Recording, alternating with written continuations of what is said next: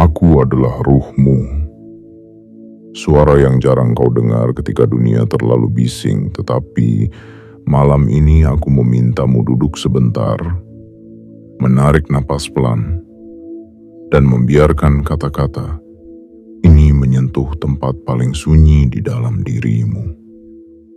Sebelum kita masuk lebih dalam, ingatkan dirimu untuk menekan tombol suka, berlangganan, mengaktifkan lonceng notifikasi, dan tinggalkan komentar dengan menulis kata 99 sebagai tanda bahwa kau siap menerima pelajaran ini dengan hati terbuka. Itu bukan sekadar ritual di layar. Itu adalah cara kecilmu menyatakan kepada semesta, aku siap belajar, aku siap berubah. Aku ingin mengajakmu melihat rumahmu dengan cara yang berbeda. Selama ini, mungkin kau hanya melihat dinding, atap, lantai, dan perabotan. Namun dari sudut pandangku sebagai ruhmu, rumahmu adalah medan energi. Di sana berkumpul rasa lelahmu, harapanmu, doamu, tangismu, dan juga pintu-pintu rezeki yang kadang kau sadari, kadang kau abaikan begitu saja. Ada saat-saat ketika aku mengirimkan tanda kepadamu, tetapi kau menganggapnya gangguan. Aku mengirimkan perantara kecil, makhluk-makhluk yang tampak sepele, namun membawa pesan halus tentang rezeki, kelapangan, kelimpahan, dan perlindungan. Mereka bukan dewa, bukan sesuatu yang harus disembah, melainkan tamu-tamu kecil yang datang untuk mengingatkanmu bahwa semesta masih peduli. Judul dari pesan ini telah berbisik kepadamu, aku ruhmu, jangan diusir. 7 hewan pembawa rezeki yang aku kirim ke rumahmu. Jika kamu usir, bisa hilang kesempatan kayamu. Ini bukan ancaman, ini peringatan penuh sayang. Bukan tentang takut miskin, melainkan tentang belajar lebih lembut kepada apa yang datang, lebih peka kepada apa yang hadir, dan lebih menghargai cara semesta mengetuk pintu rezekimu. Rezeki bukan hanya uang, rezeki adalah kesehatan yang membuatmu bisa berdiri. Rezeki adalah ketenangan yang membuatmu tetap waras di tengah badai. Rezeki adalah orang-orang yang tulus, makanan yang cukup, ide yang tiba-tiba muncul, peluang yang terlihat sepele tetapi mengubah hidup. Dan sering sekali, tanda-tanda awal dari semua itu datang dalam bentuk yang tidak glamor, tidak mewah, bahkan kadang dianggap menjijikan atau mengganggu. Malam ini, izinkan aku menjelaskan 7 hewan yang sering menjadi perantara halus itu. Bukan untuk kau puja, tetapi untuk kau hormati sebagai tanda. Tugasmu bukan memeluk semuanya tanpa batas, melainkan belajar membedakan mana yang harus dijaga, mana yang boleh diarahkan dengan cara lembut, sambil tetap menjaga kebersihan, kesehatan, dan keselamatan dirimu serta keluargamu. Dari sudut pandangku sebagai ruhmu, setiap sikapmu kepada makhluk kecil adalah cermin sikapmu kepada rezeki. Jika sesuatu yang kecil saja selalu kau usir, kau tekan, kau hancurkan tanpa pikir, perlahan hatimu terlatih untuk menolak kelembutan. Dan ketika hati mulai keras, rezeki jenis tertentu akan ragu menghampirimu. Bukan karena ia benci, tetapi karena tidak lagi menemukan ruang yang hangat untuk singgah. Maka, dengarkan aku baik-baik. Aku tidak memintamu membiarkan bahaya tinggal di rumahmu. Aku tidak memintamu mengabaikan kebersihan atau kesehatan. Aku hanya mengajakmu mengubah cara memandang.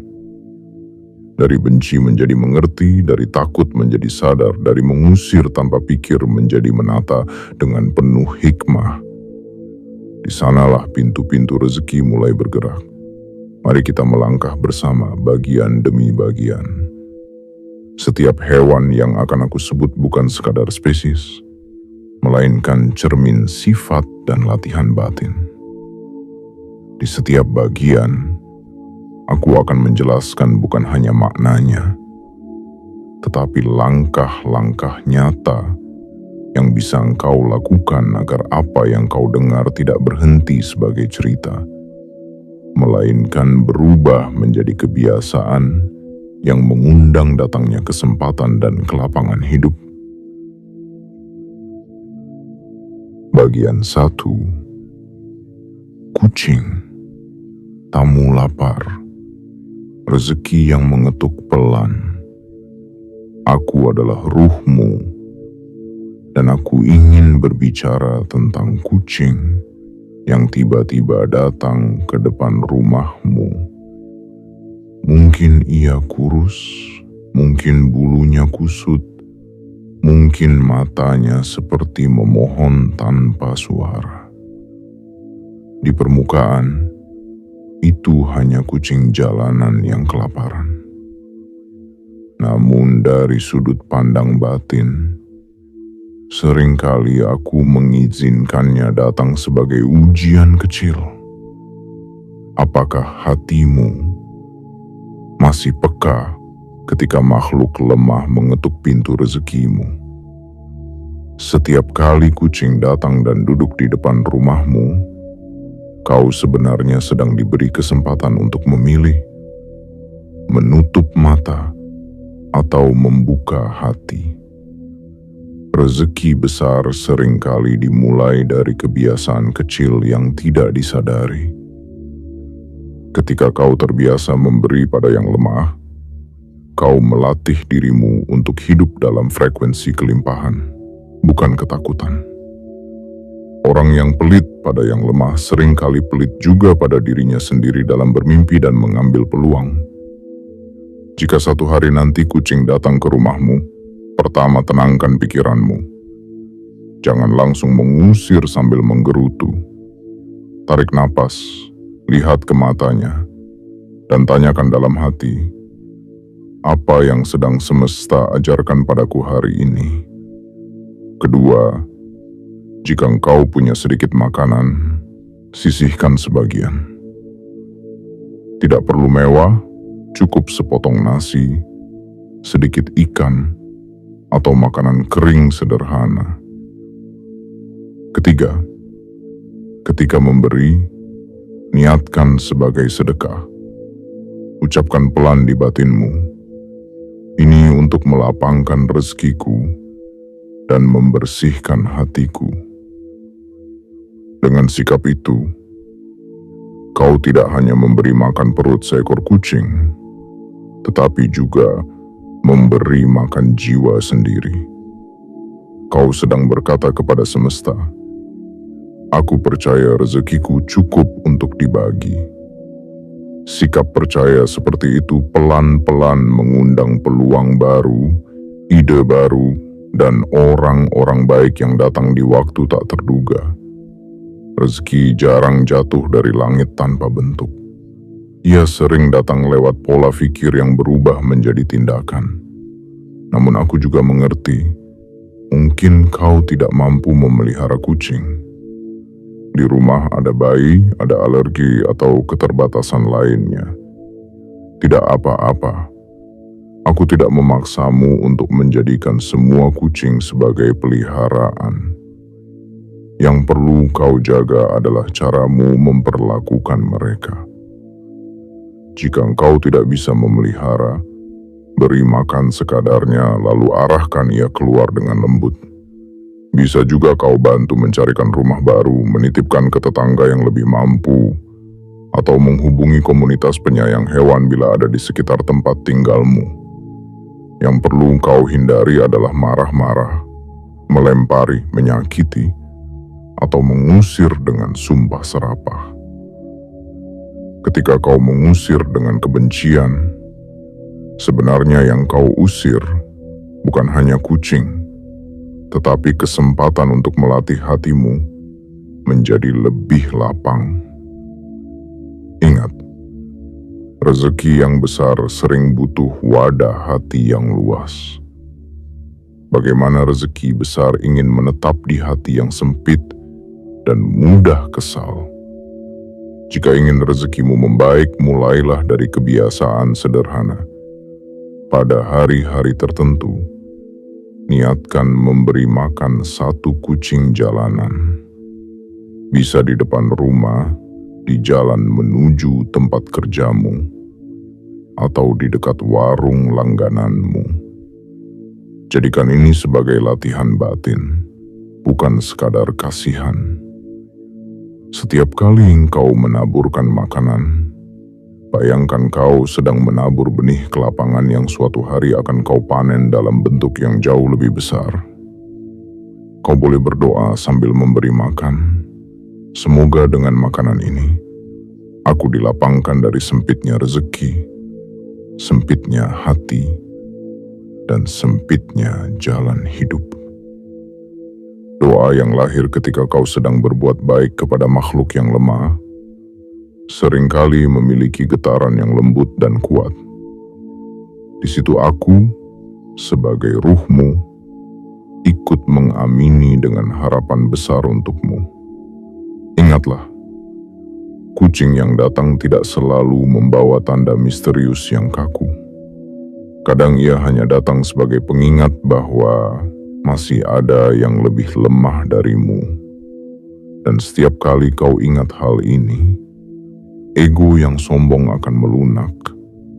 Rasa kekuranganmu sendiri menjadi lebih ringan. Dan disitulah rezeki dalam bentuk ketenangan mulai bertumbuh. Jika suatu hari kucing yang dulu sering datang tiba-tiba tidak pernah terlihat lagi, jangan buru-buru menafsirkan buruk. Bisa jadi tugasnya selesai. Bisa jadi kau sudah lulus dari satu pelajaran memberi. Yang penting adalah jejak yang ia tinggalkan di hatimu. Apakah ia mengajarkanmu kelembutan, atau justru mengukuhkan kebiasaan mengusir dan menolak? Pilihan itu selalu ada di tanganmu. Aku sebagai ruhmu selalu mengamati pilihan-pilihan kecil itu. Dunia mungkin menganggapnya sepele, tetapi bagiku tidak. Sebab orang yang mampu lembut kepada makhluk kecil, biasanya akan lebih mampu menghargai peluang kecil. Dan orang yang tekun menghargai peluang kecil, suatu hari akan sanggup mengelola peluang besar tanpa sombong dan tanpa lupa diri. Itulah awal dari pintu rezeki yang lebih kokoh. Bagian 2. Burung di teras. Kabar dari langit. Latihan syukur setiap pagi. Aku ingin mengajakmu memperhatikan burung yang sering bertengger di teras atau di pagar rumahmu. Dari sudut pandang kasat mata, mereka hanya datang untuk mencari remah-remah makanan, berlindung sebentar, lalu pergi. Namun dari sudut pandangku sebagai ruhmu, kehadiran burung adalah pengingat bahwa hidupmu masih diawasi, bahwa langit belum menutup mata dari rumahmu. Burung adalah makhluk yang sangat bebas. Mereka bisa terbang kemana saja. Tetapi ketika berkali-kali memilih hinggap di rumahmu, itu adalah sinyal halus bahwa ada sesuatu yang nyaman di sana. Bisa jadi karena pohon rindang, suasana teduh, atau sekadar tempat bertengger yang aman. Namun di balik faktor fisik, ada juga ruang batin. Rumah yang sering diisi dengan keluhan tajam akan terasa berbeda dengan rumah yang diisi doa, zikir, syukur, dan percakapan lembut. Ketika burung datang pada pagi hari, cobalah berhenti sejenak dari rutinitasmu. Matikan suara televisi sebentar, letakkan ponselmu dan dengarkan kicauan mereka. Jadikan itu sebagai lonceng batin yang membangunkan rasa syukurmu. Katakan dalam hati, terima kasih, hari ini aku masih diberi kesempatan hidup. Terima kasih, masih ada burung yang mau singgah di rumahku. Hal sederhana ini melatih hatimu untuk tidak lagi memulai hari dengan keluhan, tetapi dengan kesadaran bahwa kau tidak ditinggalkan. Jika kau ingin burung lebih sering datang membawa ketenangan, lakukan langkah-langkah nyata. Pertama, jaga kebersihan halaman dan terasmu. Rezeki tidak betah menetap di tempat yang terlalu kotor dan penuh sampah. Kedua, jika memungkinkan, letakkan sedikit wadah air bersih atau remah roti di sudut teras. Ketiga, tanamlah 1 atau 2 jenis tanaman yang disenangi burung, seperti bunga-bunga yang mengundang serangga kecil atau pohon yang bisa menjadi tempat berteduh. Namun ingat, semua itu bukan untuk memaksakan makna mistik yang kaku.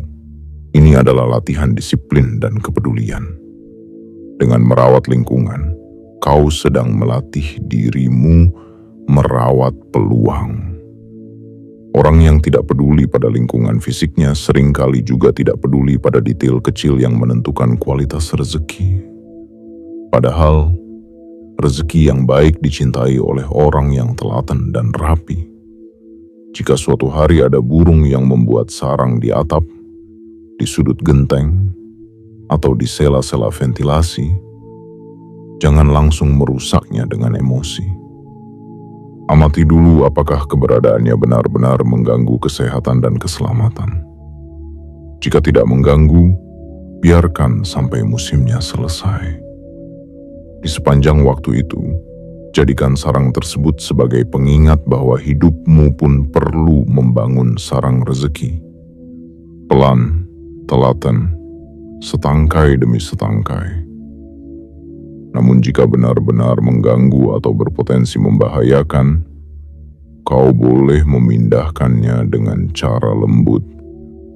Kau bisa menunggu sampai sarangnya kosong, lalu meletakkannya di tempat yang lebih aman di luar rumah, sambil berdoa agar makhluk itu menemukan tempat yang lebih baik. Intinya, bukan pada menahan mereka dengan keras, tetapi mengelola situasi dengan bijak tanpa kebencian. Setiap kali burung mengepakkan sayap dan terbang meninggalkan rumahmu, bayangkan mereka membawa naik doa dan harapanmu. Ucapkan dalam hati, terbanglah, bawa kabar bahwa di rumah kecil ini ada seseorang yang sedang belajar bersyukur meski hidup belum mudah. Doa yang diucapkan dengan rendah hati seperti itu mengubah energi hubunganmu dengan rezeki. Kau tidak lagi menuntut, tetapi memohon sambil terus berbenah.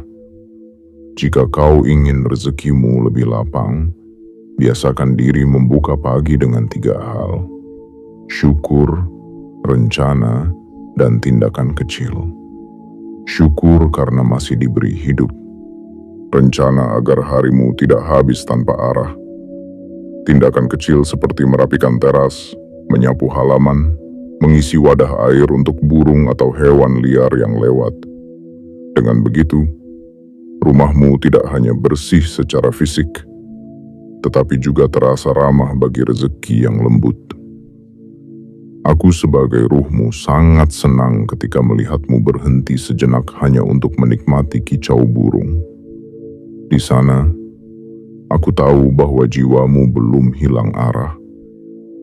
Orang yang masih bisa menikmati suara alam biasanya lebih mudah diajak untuk memperbaiki diri, mengubah pola pikir, dan menerima bimbingan. Dan ketika jiwa mudah dibimbing, rezeki pun lebih mudah diarahkan untuk datang dalam bentuk yang tepat dan membawa berkah, bukan sekadar angka kosong. Bagian 3. Kupu-kupu, tanda perubahan, undangan untuk membersihkan batin. Ada saat-saat ketika kupu-kupu masuk ke dalam rumahmu. Kadang ia hanya berputar-putar sebentar, menabrak lampu, lalu diam di dinding. Di kehidupan sehari-hari mungkin kau hanya melihatnya sebagai serangga yang kebetulan tersesat. Namun dari sudut pandangku sebagai ruhmu, kupu-kupu sering menjadi simbol perubahan batin dan undangan untuk membersihkan suasana rumah sekaligus hati. Kupu-kupu tidak datang dari ruang yang kotor dan gelap. Ia lahir dari proses panjang yang tidak nyaman. Dari telur menjadi ulat, dari ulat masuk ke kepompong, lalu perlahan keluar sebagai makhluk yang indah.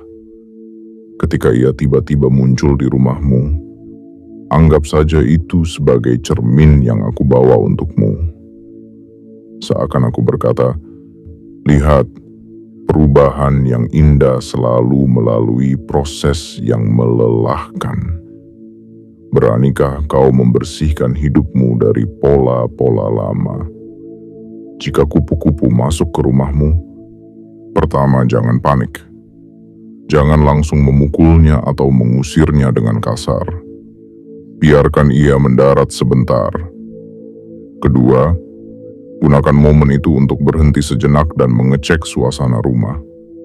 Apakah udara pengap, banyak barang menumpuk, atau terlalu sering diisi pertengkaran dan keluhan.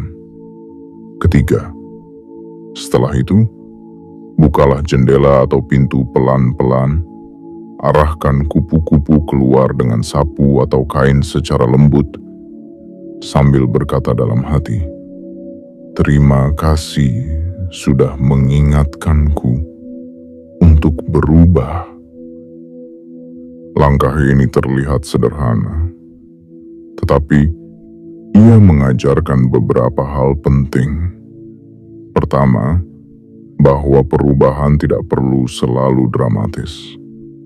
Cukup mulai dengan membuka jendela, membiarkan cahaya dan udara baru masuk, menyapu sudut-sudut rumah, dan membuang barang-barang yang sudah lama tidak berguna. Kedua, bahwa cara mengusir sesuatu dari hidupmu sebaiknya tetap lembut, termasuk kebiasaan buruk, hubungan toksik, dan pola pikir yang merugikan. Jika kau ingin rezekimu naik tingkat, kau harus berani membuang hal-hal yang menghalangi alirannya. Mulailah dari hal yang terlihat, lemari yang terlalu penuh, meja yang selalu berantakan, sudut rumah yang dipenuhi debu. Setiap kali kau merapikan, niatkan bahwa kau sedang memberi ruang bagi datangnya kesempatan baru. Ucapkan pelan di batin, aku merapikan ini untuk menyambut rezeki yang lebih baik dan hidup yang lebih tenang. Kupu-kupu mengajarkan kesabaran. Ia tidak lahir indah dalam semalam. Demikian juga rezekimu. Jangan selalu menuntut hasil besar dari usaha yang baru sebentar. Jika kau sedang membangun usaha, memulai belajar, atau mengubah kebiasaan finansial, bersabarlah. Prosesmu saat ini mungkin seperti kepompong, sunyi, tidak terlihat, bahkan kadang membuatmu merasa terpenjara.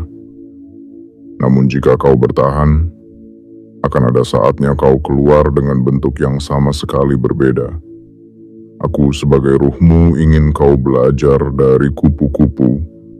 Jangan benci pada fase kepompongmu.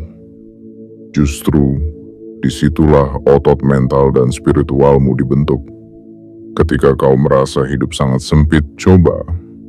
Jangan langsung menganggap semesta membencimu. Bisa jadi inilah masa pembentukan sayap. Tugasmu adalah menjaga kebersihan hati, terus belajar dan mengurangi keluhan yang hanya menguras energi. Setiap kali melihat kupu-kupu, jadikan itu sebagai kode batin bahwa sudah waktunya kau melakukan pembersihan. Bukan hanya lantai dan perabot, tetapi juga isi ponselmu, kontak yang hanya membawa drama, konsumsi konten yang hanya menambah rasa iri dan gelisah, serta kebiasaan menunda pekerjaan. Bersihkan satu persatu, perlahan tetapi konsisten. Itulah cara nyata membuka peluang rezeki yang lebih sehat. Jangan tunggu hidupmu terasa sempurna terlebih dahulu baru bersyukur. Kupu-kupu tidak menunggu dunia menjadi taman yang sempurna untuk terbang. Ia terbang meski dunia penuh risiko. Demikian juga engkau. Jangan menunggu segalanya aman baru berani melangkah. Mulailah dari apa yang bisa kau rapikan hari ini. Dari sudut rumah yang bisa kau bersihkan. Dari satu kebiasaan kecil yang bisa engkau ubah. Di situ aku berjalan bersamamu, pelan-pelan menuntunmu, menuju ke lapangan rezeki dan kedewasaan jiwa. Bagian 4. Semut. Guru kecil tentang kerja keras dan kedisiplinan rezeki. Semut adalah hewan yang paling sering kau usir tanpa pikir. Kau melihatnya berbaris di meja, di dapur, di dekat makanan.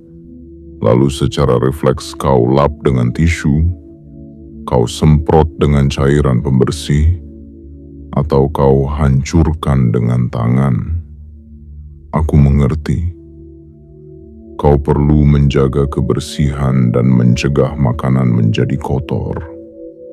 Namun sebagai ruhmu, aku ingin berkata, sebelum kau menghapus mereka, sempatkan untuk belajar sebentar dari cara mereka hidup. Semut tidak pernah malas bergerak. Mereka tidak menunggu makanan datang ke sarang. Mereka pergi mencarinya berjauh-jauh, bekerja sama, dan tidak mengeluh di tengah jalan. Dari sudut pandang rezeki, semut adalah cermin sifat yang perlu kau miliki jika ingin hidupmu tidak lagi dikuasai rasa kekurangan. Kau tidak bisa hanya berdoa, meminta keajaiban tanpa mau bergerak, belajar, dan berdisiplin. Jika kau melihat semut merayap di dekat makanan, pertama ucapkan kalimat di batin, aku belajar dari kegigihanmu, tetapi aku juga perlu menjaga kebersihan rumahku. Kedua, pindahkan makanan ke wadah tertutup rapat. Ketiga, bersihkan lantai dan meja dengan teliti agar tidak ada remah yang berserakan. Dengan begitu, kau tetap menjaga kesehatan keluargamu tanpa memelihara lingkungan yang mengundang terlalu banyak semut masuk. Dari sudut pandang spiritual, semut mengingatkanmu bahwa rezeki suka pada manusia yang rapi dan teratur. Orang yang membiarkan dapurnya selalu kotor, mejanya penuh sisa makanan, dan lemari penyimpanannya berantakan, biasanya juga memiliki pola pengelolaan keuangan yang kacau. Banyak membeli, sedikit mencatat. Banyak memakan, sedikit mensyukuri. Padahal salah satu kunci rezeki adalah kecermatan mengelola apa yang sudah ada. Jika ingin belajar dari semut, buatlah satu kebiasaan baru. Setiap selesai makan, biasakan langsung membersihkan meja, mencuci piring, dan memastikan tidak ada sisa makanan tercecer.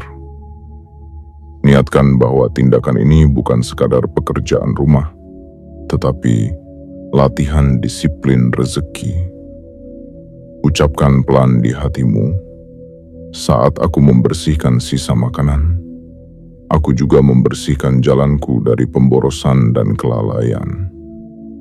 Semut juga mengajarkan tentang menabung. Mereka mengumpulkan sedikit demi sedikit tanpa menunggu momen besar. Kau tidak perlu menunggu penghasilan besar untuk mulai menabung atau berinvestasi. Mulailah dari jumlah kecil, tetapi rutin. Sisihkan sebagian rezekimu setiap kali kau menerimanya. Tulis, catat, dan jangan malu walau jumlahnya kecil. Ingat, semut tidak malu membawa remah-remah. Mereka tahu, lama-lama itu akan menjadi persediaan besar. Aku sebagai ruhmu ingin kau berhenti meremehkan langkah kecil. Kadang kau menunda tindakan karena merasa semua harus besar dan sempurna. Padahal rezeki sering membuka pintu bagi mereka yang tekun melangkah kecil tetapi konsisten. Lihatlah semut. Mereka tidak berhenti hanya karena satu butir makanan jatuh. Mereka kembali berbaris mencari dan membawa pulang. Ketika kau melihat semut berbaris di rumahmu, jadikan itu sebagai alarm untuk mengecek dua hal: kebersihan dapur dan kedisiplinan hidup. Jika terlalu banyak semut, itu tanda bahwa ada sisa makanan yang tidak dikelola dengan baik. Jika dalam hidupmu ada terlalu banyak kebocoran keuangan, itu tanda bahwa ada kebiasaan yang tidak disadari. Mudah tergoda belanja, sering jajan tanpa catatan, atau menunda kewajiban yang seharusnya didahulukan. Kau boleh mengusir semut, tetapi lakukan dengan cara yang tidak penuh kebencian. Bersihkan sumber makanan, gunakan cara yang aman, dan perbaiki kebiasaanmu. Jangan hanya sibuk memerangi semut tanpa pernah memperbaiki kerapian. Sebab jika sumber kekacauannya tetap sama, mereka akan kembali, dan hidupmu pun akan terus bergulat dengan pola yang tidak berubah. Dengan belajar dari semut, kau sedang membangun karakter yang dicintai rezeki.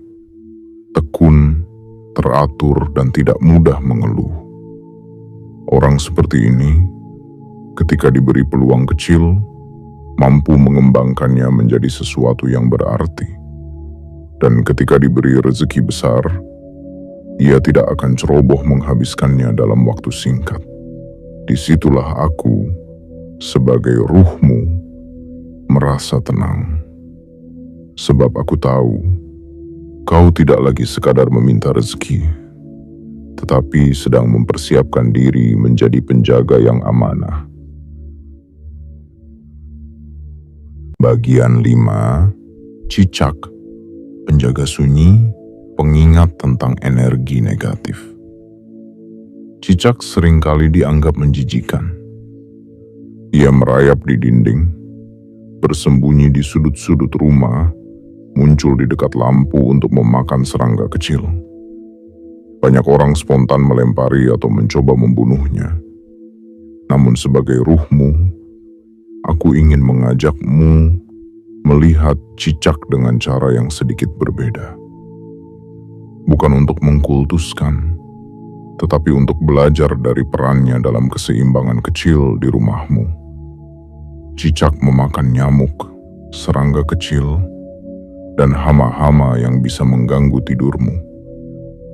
Tanpa kau sadari, ia ikut menjaga rumahmu dari gangguan kecil di malam hari. Kehadirannya mengingatkan bahwa tidak semua yang tampak mengganggu itu benar-benar musuh. Kadang yang terlihat tidak enak dipandang justru membantu meringankan bebanmu dalam diam. Jika kau melihat cicak di dinding, pertama hentikan reaksi marah atau jijik yang berlebihan. Tarik napas dan sadari, makhluk ini pun tidak memilih untuk lahir sebagai cicak. Kedua, amati apakah ia benar-benar mengganggu. Jika hanya diam di dinding atau berburu serangga, biarkan ia menjalankan perannya. Ketiga, jika jumlahnya terlalu banyak dan mengganggu kebersihan, carilah cara yang lebih halus untuk menguranginya. Misalnya dengan menjaga kebersihan rumah, menutup celah-celah, dan mengurangi sumber makanan berupa serangga.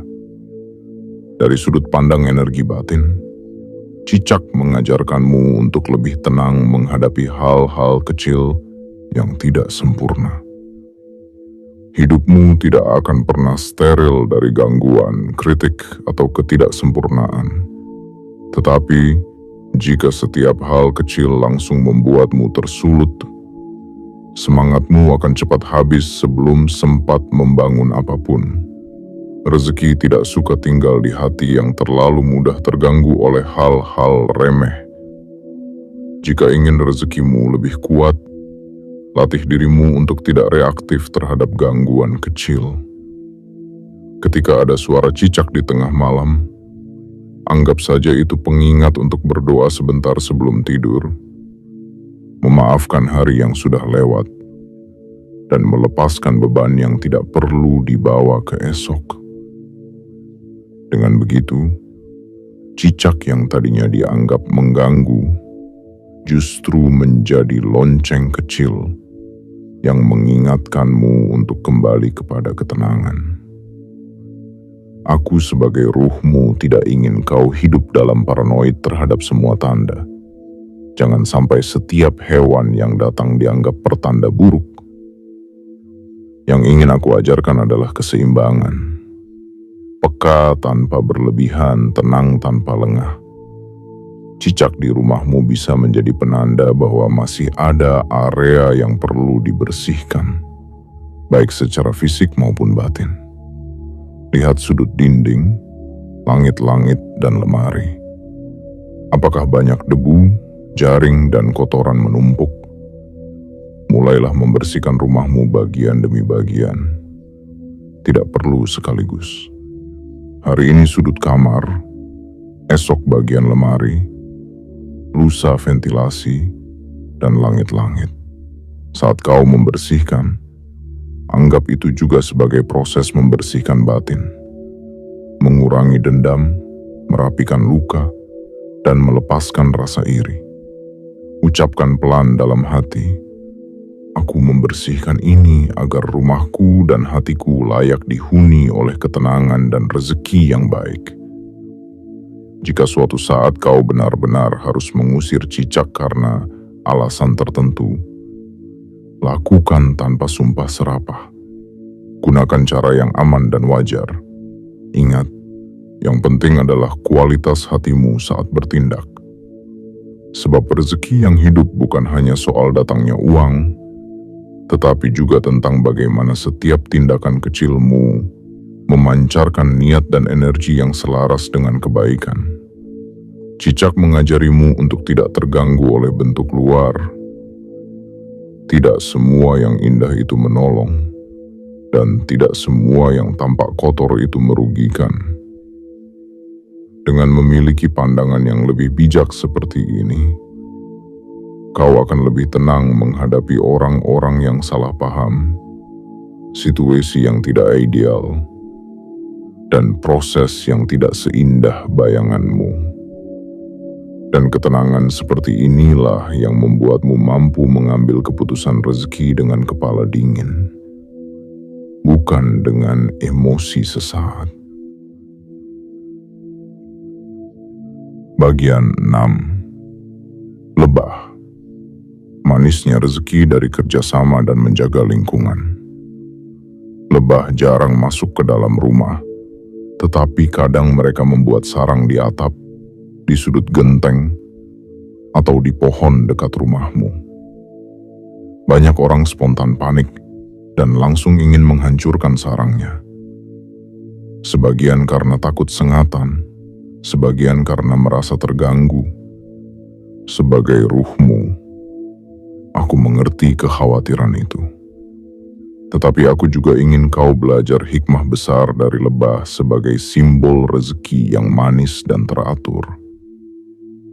Lebah menghasilkan madu, sesuatu yang dipakai manusia untuk kesehatan, kekuatan, dan pengobatan alami sejak lama. Mereka bekerja dalam struktur yang sangat rapi, saling membantu, dan memiliki peran jelas di dalam koloninya.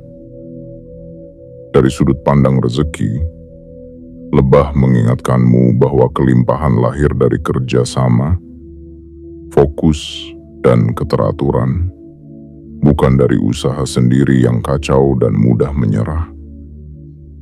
Jika kau menemukan sarang lebah di dekat rumahmu, pertama, jangan langsung merusaknya dengan cara yang berbahaya, seperti membakar atau meracuni, karena itu bisa mencelakakan dirimu, keluargamu, dan lingkungan sekitar.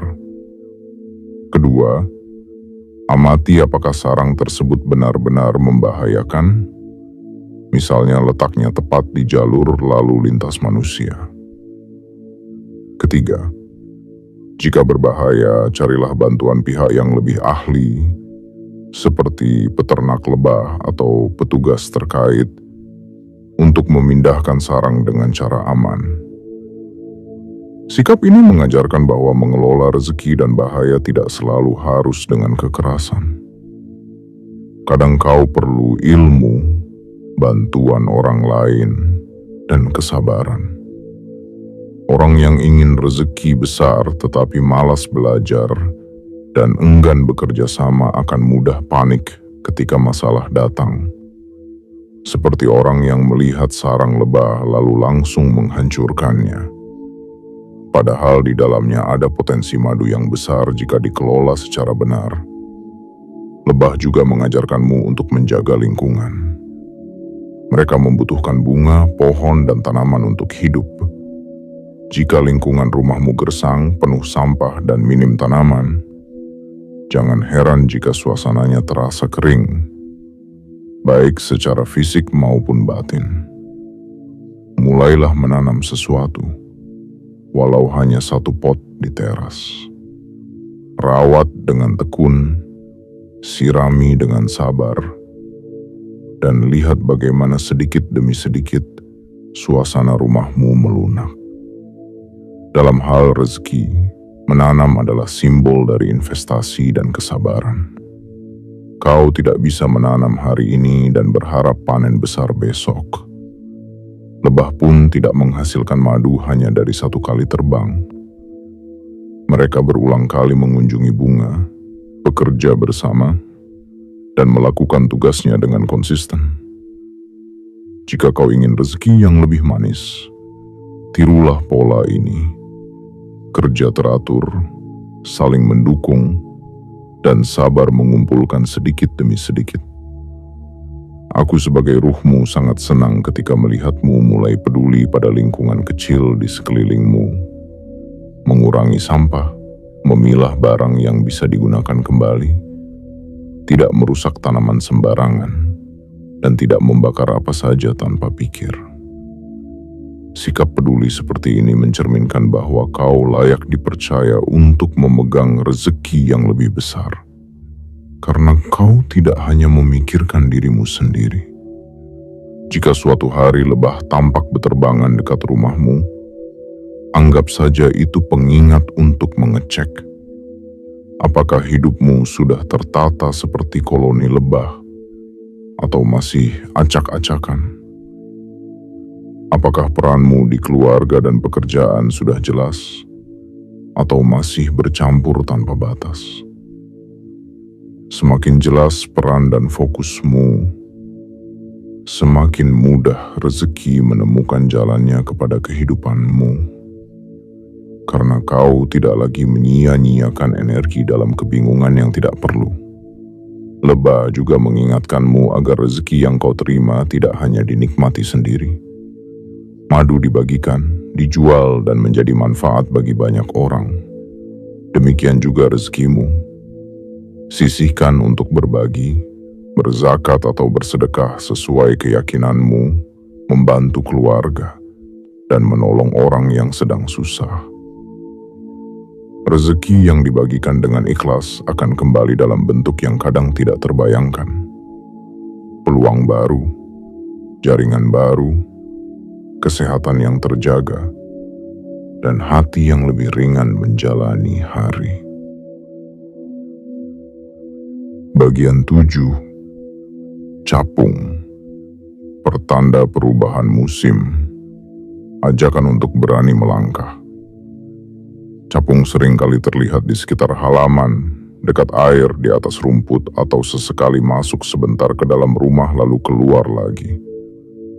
Gerakannya cepat, sayapnya berkilau ketika terkena cahaya. Dari sudut pandang kasat mata, ia hanyalah serangga biasa. Namun dari sudut pandangku sebagai ruhmu, capung adalah pengingat bahwa hidupmu sedang atau akan memasuki perubahan musim. Capung sering muncul di sekitar tempat yang lembab, dekat air atau saat perubahan cuaca tertentu. Kehadirannya di sekitar rumahmu bisa kau jadikan simbol bahwa ada hal-hal yang perlu kau alirkan, bukan lagi kau bendung. Selama ini mungkin kau menahan diri dari melangkah, takut mencoba usaha baru, takut keluar dari pekerjaan lama yang tidak lagi sehat, takut melepaskan hubungan yang hanya menguras energi. Capung datang seakan berkata, hidup terlalu singkat untuk dihabiskan di tempat yang tidak lagi menumbuhkanmu. Jika kau melihat capung di dekat rumahmu, pertama berhentilah sebentar dan perhatikan keindahan geraknya. Kedua, tanyakan pada dirimu sendiri, dalam hal apa aku terlalu diam, terlalu takut bergerak? Ketiga, tuliskan satu langkah kecil yang bisa kau ambil dalam beberapa hari ke depan untuk mengubah situasi itu. Bukan langkah besar yang membuatmu gemetar, tetapi langkah sederhana yang realistis dan bisa kau wujudkan. Aku sebagai ruhmu ingin kau berhenti hidup hanya di kepala. Terlalu banyak rencana tanpa tindakan membuat rezeki sulit menemukan bentuknya. Capung tidak hanya berdiam di satu titik, ia menyusuri area demi area dengan sigap, seolah tidak mau terjebak pada satu genangan saja. Demikian pula engkau, jangan hanya betah di zona nyaman yang sebenarnya sudah tidak menyehatkan. Jika kau ingin rezekimu berubah, kau harus berani mengubah pola. Pola bangun tidur yang terlalu siang, pola membuang waktu dengan terlalu banyak hiburan, pola menunda pekerjaan sampai detik terakhir. Mulailah dari satu perubahan kecil. Bangun sedikit lebih awal, menyusun daftar tugas harian, mengurangi satu kebiasaan yang jelas-jelas membuatmu semakin jauh dari impianmu. Ucapkan dalam hati, aku bergerak hari ini agar masa depanku tidak lagi diam di tempat yang sama. Capung juga mengingatkan bahwa keindahan tidak selalu berarti panjang usia. Ia hidup relatif singkat, tetapi menjalani hidupnya dengan penuh gerak. Dari sini, renungkan bahwa waktu di hidupmu juga terbatas. Jangan menunda memperbaiki diri, memulai usaha, atau menata keuangan sampai semua situasi sempurna. Kesempurnaan tidak pernah datang. Yang ada adalah keberanian untuk mulai dari keadaan yang masih berantakan. Ketika capung masuk sebentar ke rumahmu lalu segera keluar, jangan buru-buru menafsirkan sebagai pertanda yang menakutkan. Gunakan itu sebagai panggilan halus. Sudahkah aku berani keluar dari batasan batin yang selama ini kupasang sendiri? Mungkin selama ini bukan dunia yang membatasi rezekimu, melainkan ketakutan, minder, dan bayangan gagal yang terlalu sering kau pelihara di benakmu. Mulailah berbicara lebih lembut kepada dirimu sendiri. Hentikan kebiasaan menghina diri dengan kata-kata kejam. Kata-kata yang kau ucapkan pada diri sendiri adalah doa yang kau ulang-ulang. Gantilah dengan kalimat yang lebih ramah. Aku sedang belajar. Aku belum terlambat. Aku masih punya kesempatan. Dan aku akan menggunakan kesempatan itu sebaik mungkin. Di situ aku sebagai ruhmu merasa didengar. Capung dengan gerak cepatnya mengajarkan bahwa kesempatan kadang hanya lewat sebentar. Jika kau terus menolak belajar, menolak mencoba, menolak keluar dari kebiasaan lama, jangan heran bila suatu hari kau menyesal karena tidak memanfaatkan masa mudamu, tenagamu, dan waktumu. Mulailah sekarang, walau pelan. Rezeki akan lebih mudah menghampiri jiwa yang berani bergerak, bukan hanya berani berkhayal. Aku adalah ruhmu, dan sejak awal aku tidak pernah berhenti memanggilmu. Melalui kucing yang lapar di depan rumah, burung yang berkicau di pagi hari, kupu-kupu yang tiba-tiba masuk, semut yang berbaris cicak di dinding, lebah di dekat atap, hingga capung yang melintas cepat, aku selalu mencari cara untuk menyentuh kesadaranmu.